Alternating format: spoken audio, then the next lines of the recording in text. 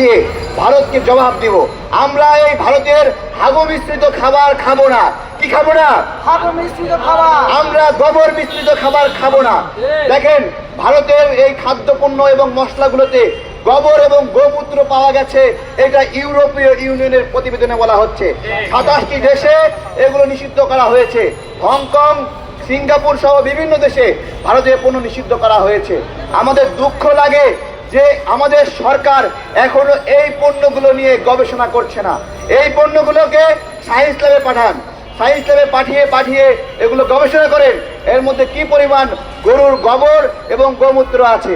এটাকে সিরিয়াসলি নিতে হবে যে গোবর এবং গোমূত্রকে আমরা ঘৃণা করি, আমরাকে নোংরা মনে করি। দুঃখের বিষয়, এগুলোকে ভারতীয়রা পবিত্রতা মনে করে খাবারের মধ্যে নির্দ্বিধায় এগুলো ছিটাই দিচ্ছে। আপনারা এই সকল গোবর এবং গোমূত্র মিশ্রিত খাবার খাবেন কিনা জিজ্ঞাসা করছি। আজকে থেকে আমরা নতুন মাত্রায় ভারতের পণ্য বর্জন এবং ভারতের আগ্রাসন বিষয়ক সচেতনতার জন্য আমরা ক্যাম্পেইন শুরু করব। আপনারা সেই ক্যাম্পেইনে থাকবেন নি? সবাই হাত তুলে থাকবেন নি? সবাই হাত তুলেন, সবাই দেখি আমরা সবাই আমরা থাকবো। আমরা গোবর মিশ্রিত খাবার খাবো, আমরা গোমূত্র মিশ্রিত খাবার খাবো। এবং আরেকটা প্রতিবেদন এসেছে, এদের যে বাসি নোংরা পচা রুটিগুলো এগুলো ব্লেন্ডার করে গুঁড়া করে মশলার সঙ্গে মিশাচ্ছে।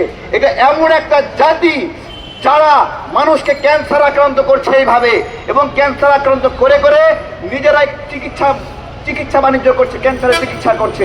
আমরা যদি শুধু ইন্ডিয়ার এই সকল ক্যান্সার আক্রান্ত হওয়ার সম্ভাবনাময় পণ্যগুলো বর্জন করি, আমরা ক্যান্সার থেকে এমনিতেই বাঁচে যাবো।